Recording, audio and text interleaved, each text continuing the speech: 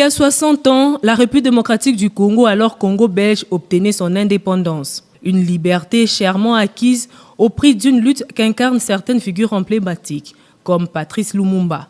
Au fil des années, d'autres martyrs de la démocratie ont livré le combat de la liberté, donnant de leur vie. Rossi Mukendi est l'un d'entre eux, dont la mémoire a été saluée ce jour par la première dame de la République. Une visite de réconfort de Denis Nyakirou à la veuve Rossi et aux enfants en signe d'hommage à ce partisan de la démocratie. La première dame de la République a partagé avec la famille de Rossi Mukendi les grands moments de son combat.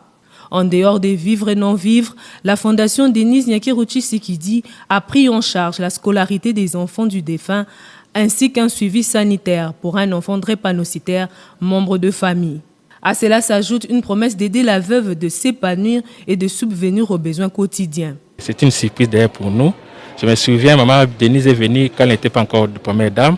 Elle nous avait promis qu'elle passerait un jour. Et ce jour-là, c'est aujourd'hui, le 30 juin.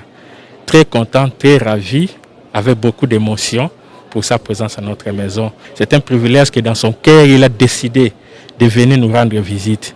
Que Dieu l'ajoute encore ce qu'il est dans son cœur par rapport à sa fondation, par rapport à tous ses projets, toutes ces idées qu'il est en train de mettre en matériel, que cela soit vraiment effectif et que la population congolaise en bénéficie. La démocratie qui s'installe en République démocratique du Congo est la résultante d'un combat mené par de nombreux compatriotes depuis des années. Rossi Mukendi fait partie de ces Congolais et la République lui doit reconnaissance.